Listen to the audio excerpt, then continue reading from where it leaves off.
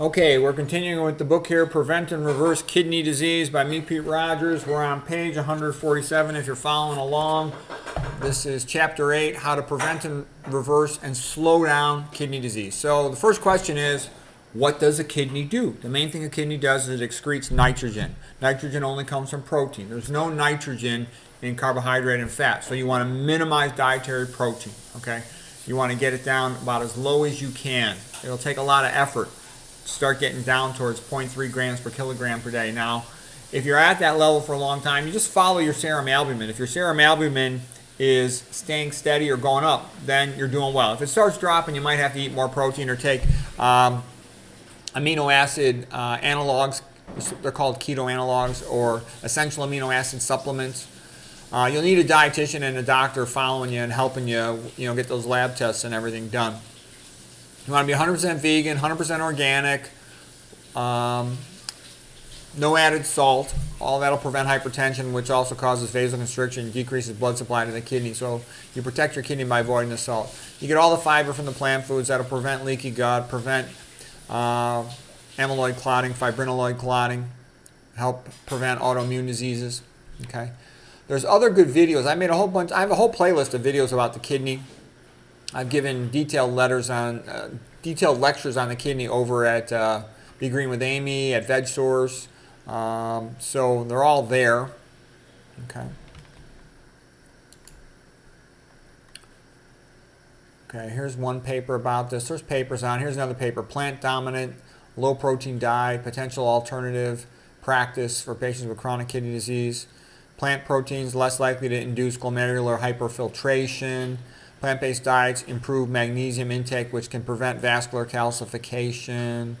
They're alkaline, so they help prevent metabolic acidosis and hyperphosphatemia. The plant phosphates are not as well absorbed. So there's tons of good information to encourage eating a plant-based diet.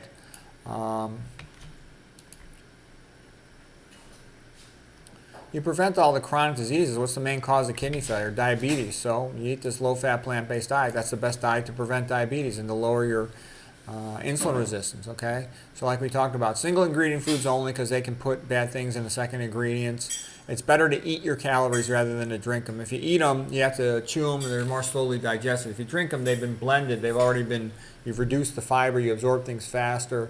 You're more likely to overeat and get fat. Even if somebody's had bariatric surgery, if they're drinking their calories, they're still more prone to get obese and get hypertensive and diabetic. It's better to be organic just because you want to avoid glyphosate and atrazine that are sprayed on the non-organic foods. Okay, what are examples of low protein starches? Sweet potatoes, 4.5% of calories from protein. That's really, really, really low. White rice, about 8%, 7 to 8%. Potatoes, about 9%. Fruits tend to be very low in protein, so they can be good. If you have a problem with potassium, once you get down, with a GFR less than 30 or whatever, your dietitian or doctor working with you can help you, but other than that, they're real good. Here's a Dr. McDougall paper, effective 7 days on ad libitum, eating as much as you want, low-fat vegan diet. He had a lot of patients in this study. I think, as I recall, it was like 1,615 patients for his 10-day residential program from 2002 to 2011. And the patients made great progress. Most of their antihypertensive, anti-diabetic medications were reduced or discontinued.